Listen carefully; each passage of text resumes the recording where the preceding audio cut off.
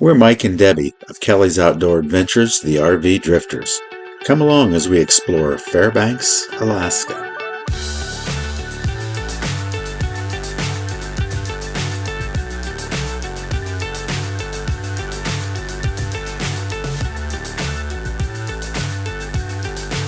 This is just so cool. Okay, selfie.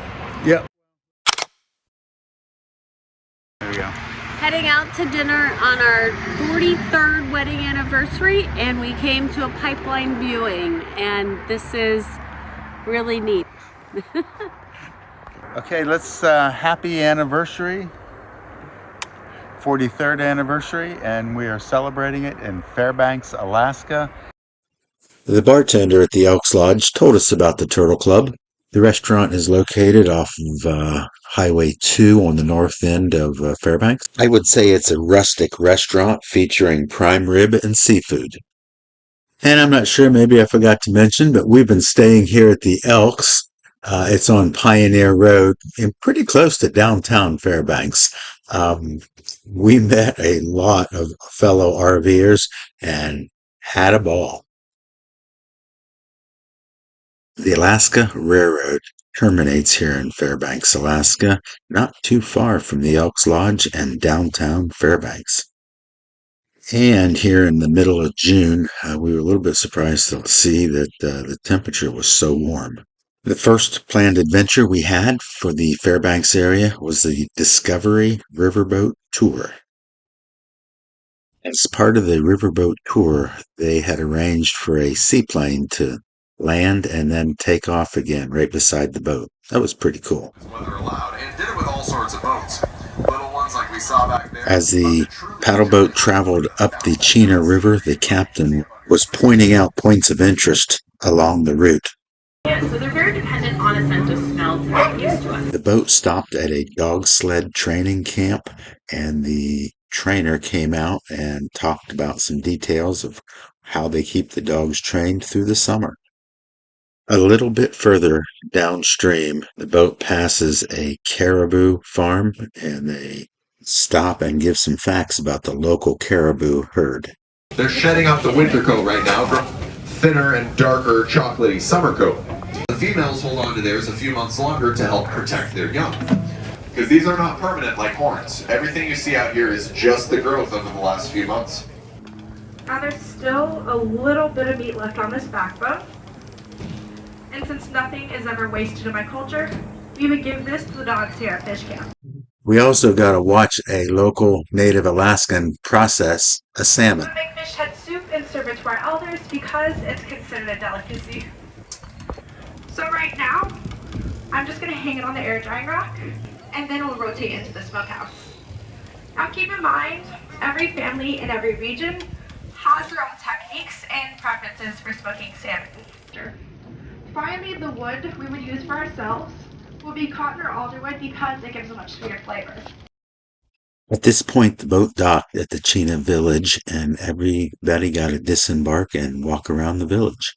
The passengers were divided into 4 different groups and were able to watch the presentations given by some of the locals. Many of the presenters were actually college students from the area. Fire inside, the smoke could escape. And when it was time to move campsites, they would always pack up every single hide and take it with them, because they are just far too valuable to leave behind. So here we have our world's first mobile home. Now a little further to your right. The flowers on the chief's coat symbolize animal tracks, which are there in hopes to bring the Athabascan man good luck on the travel land. Both of these coats are trimmed with beaver fur.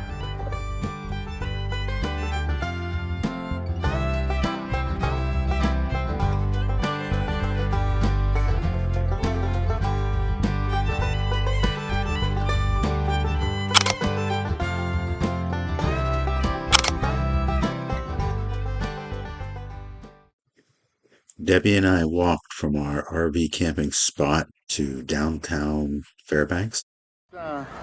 This town comes to life on Summer Solstice. It shut down the downtown and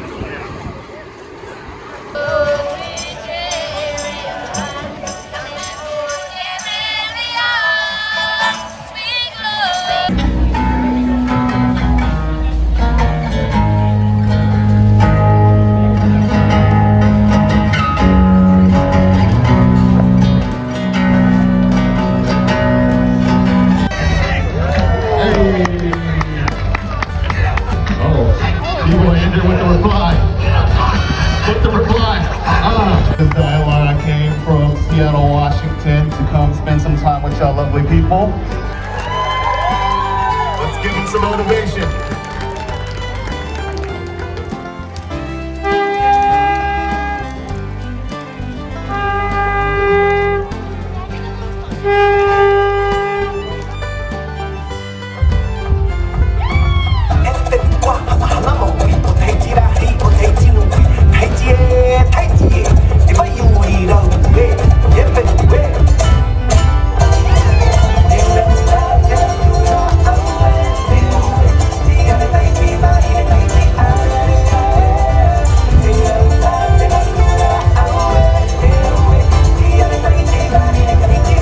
Debbie and I spent a good part of the day in Fairbanks just enjoying all the festivities. Oh, that's the Alaskan flag. Yeah, with Little the, Dipper with the one star. I think it's the Big Dipper because they're the biggest state in the Union.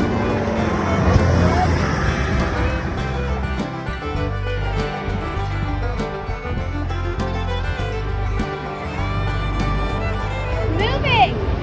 Really fast.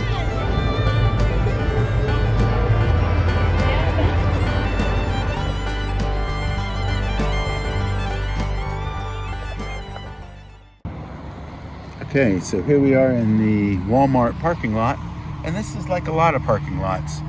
They have plug-in posts on the top all over, because in the wintertime you need to plug in your truck to keep it from freezing. So check out these, it's pretty cool. Debbie and I headed to the Midnight Sun baseball game. The baseball game was to begin at 10 p.m. and would be played in its entirety without turning on the lights.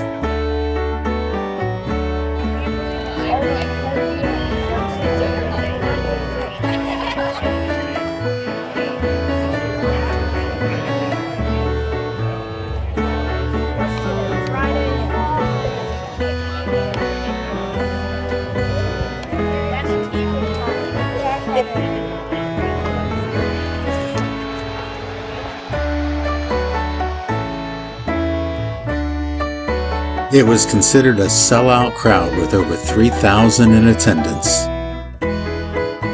Here's a fun fact. Barry Bonds played for the Alaska Gold Painters in 1983.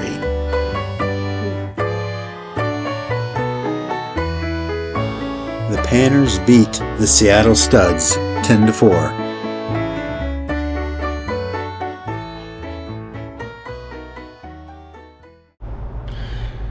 So we've been here, we've been here 5 days so far. We went to the Midnight Sun baseball game last night with a couple of friends that we met here at the Elks Lodge, and it was a little bit chilly, but perfect weather. I think we made it through the fourth inning, maybe the start of the fifth inning before we finally hit the road. But good stay so far.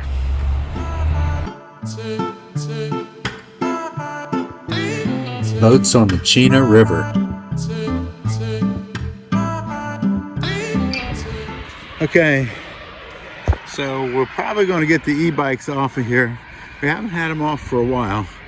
I don't know, it's been a couple weeks. But you can see they are filthy dirty, the back window's dirty.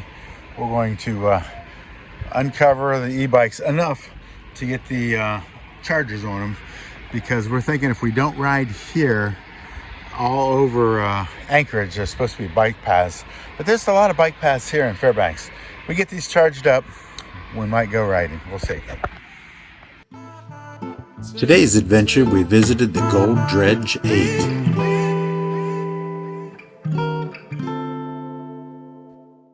At the beginning of the tour, they talked about the Alaskan pipeline. Cool. It runs from Valdez to Prudhoe Bay. Some of the facts there. Length, it's 800 miles. The diameter is 48 inches. Crosses 3 mountain ranges and more than 500 100 rivers and streams. The cost to build this in 1977 was $8 billion, the largest privately funded construction project ever at that time. The first oil moved through the pipeline June 20th, 1977. This is pretty cool. In 1968, oil was first discovered in Prudhoe Bay on the North Slope, located between the Brooks Range Mountains and the Belmont Sea, which we call the Arctic Ocean. This is kind of neat that we're going to see this gold dredge as they group everybody up to take this tour. We just kind of hang out here at the pipeline, and I see there's a little train sitting over there. I wonder if we're going to get on this train and then go out, but we'll see in a little bit.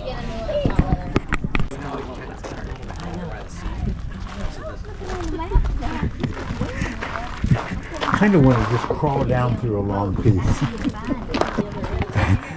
Well, I don't think this pig thing would allow us to. We'll be together a couple hours. Okay, so it all started in this area at the turn of the century, July of 1902, and occasionally these sourdough miners would get lucky. Now it's important to point out that the placer and drift miners of that era would only dig in the winter time. That's for safety purposes. Again, we're talking about dealing with frozen permafrost here. If it's allowed to warm up and thaw out, it essentially just turns into a bunch of mud, and you've got a great risk of cave-ins that way.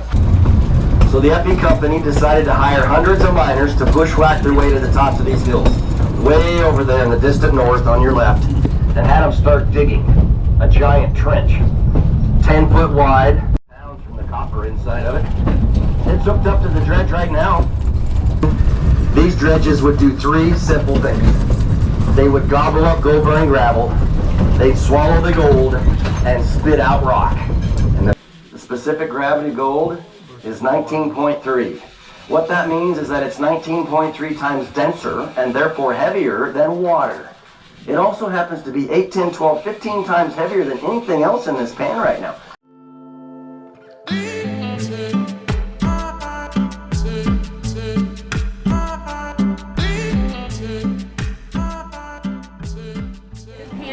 I get a pan for gold. Woohoo! Yep, works for me. You guys sound good? Perfect. Okay. Oh, I see some. You see some already. All right. It's hanging out in there. All right. Your spider is right there. My spider's going to take a bath. I want this orange rock. Would that be okay?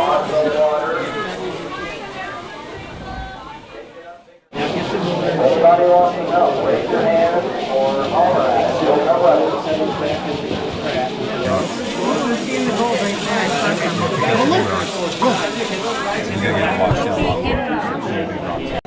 Yeah. Once mine got wet, I couldn't get it. How do I get it dry? Yeah. We went on this excursion with friends we met at the Elks, Howard and Cheryl. Howard's got all the gold. I see that right there.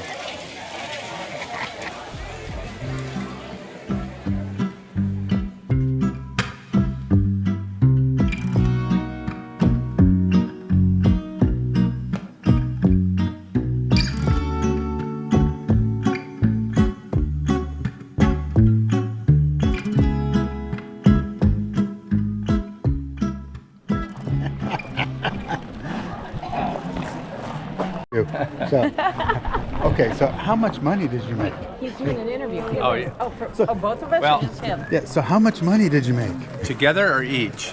Did you get it weighed? Did you? She made $30 worth, and I made $12. We got $42 in gold. I made $36 and he made $18. Wow. Hey. That's unbelievable. And we spent a little more than that. Let's pay for one ticket to come see the dredge. Stone drill rigs used by the FE company. You might want to have your cameras ready for this one.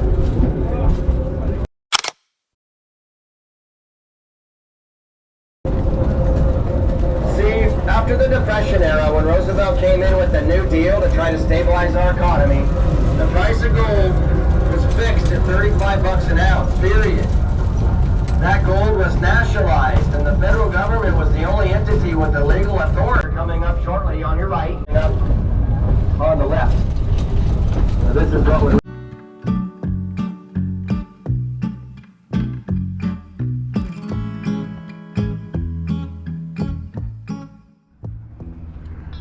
All right, let's check out Pioneer Park, Gold Rush Town.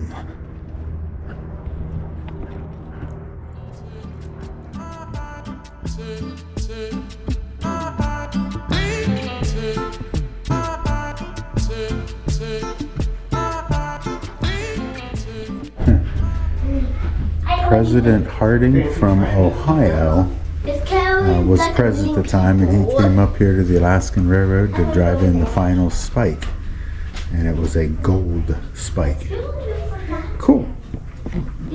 And they also kept the entire train car. It's here in Pioneer Park for everybody to take a tour of, so it'd be pretty cool.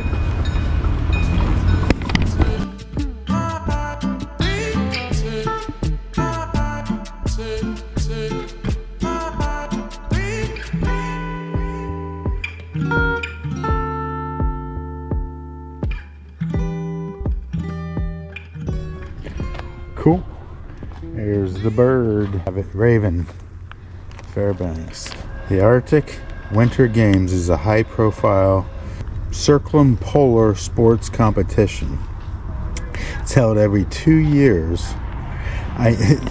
So if you're above the Arctic Circle, you are allowed to participate and send teams. That's kind of cool. Have their own sporting event.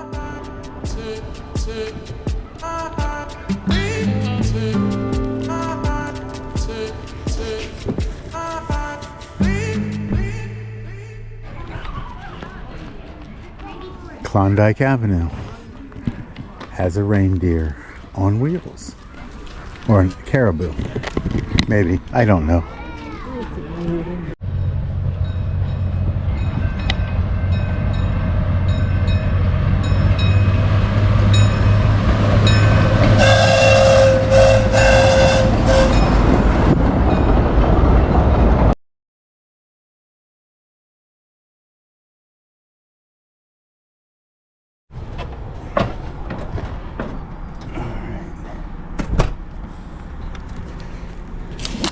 So, the black stone table doubles nicely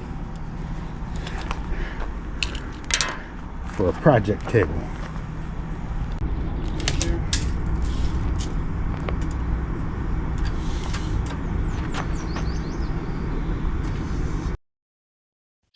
So we've had a little problem with the kitchen table moving around up here on this trip. We didn't see this problem in the lower 48, but on the rougher roads, we've really noticed the table just bouncing all over when in transit. I went to the Lowe's hardware store here in Fairbanks. I picked up a short piece of 1x2 trim board.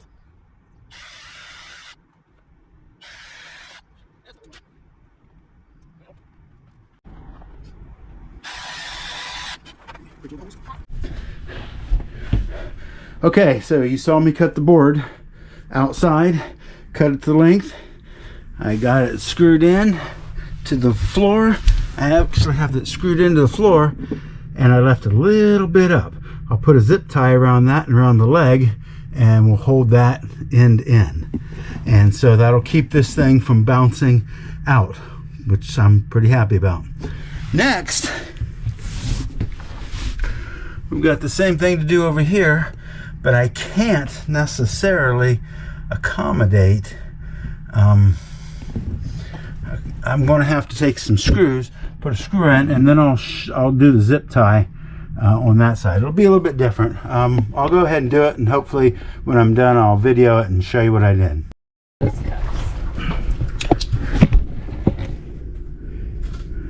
And we zip tied it. What?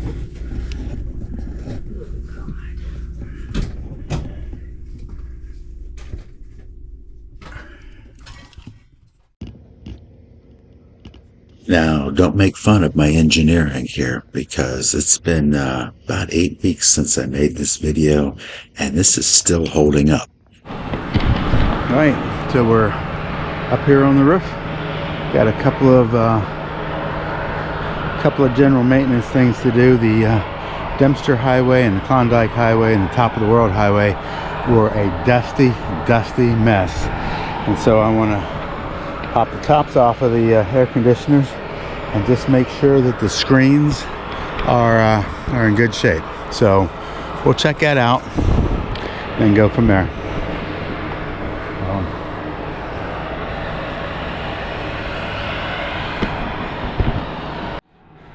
Just clean the air filter on this, and honestly, it wasn't bad enough to really need cleaned. I think that's a Chien River right behind the Elks Lodge, and and by the way, here at the Elks Lodge, I think they have what they consider 9 spots available with electric. They can probably get another 7 or 8 just for dry camping. But there is no water, there is no sewer, it's just electric, and it's 30 amp. But you know, it's nice. We can run 1 AC with that, and it's kind of odd being in Fairbanks, Alaska, and having to run AC, but I don't know, the sun feels a little bit closer here, and the 81 degrees here just feels a little hot. So anyway, cheers for now, and get back at you later. Just another thing off the checklist to get done before we hit the road and head southwest to Denali Tuesday morning. Well, it's pack-up day here at the Elks Lodge in Fairbanks, Alaska, and our next stop, we're heading to Denali. All right, there is a gas station just on the outskirts of downtown Fairbanks. It's called Sourdough's Fuel, and they have a free RV dump station and a free water fill-up. So it's pretty cool.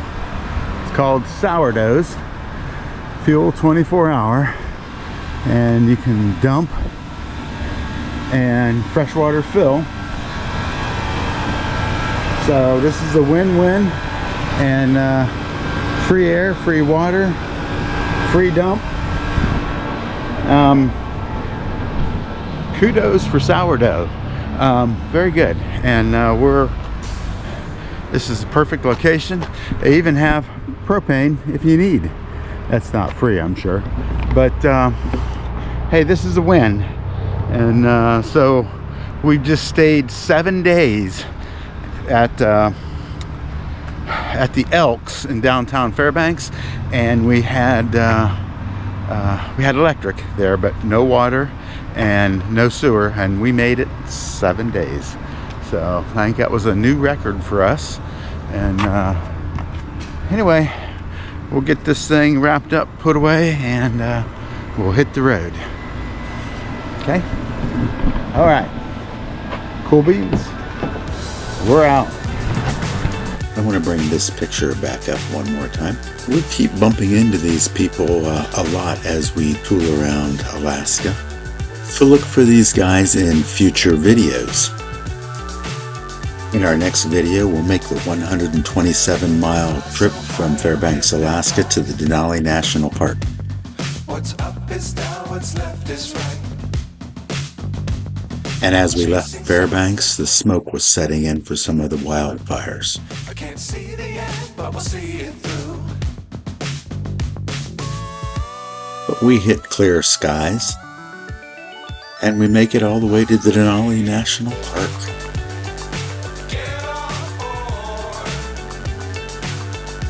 In our next video, you'll see some stunning video of Denali National Park.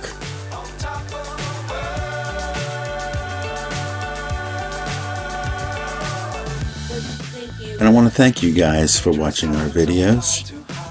And as always, and until next time, cheers everybody.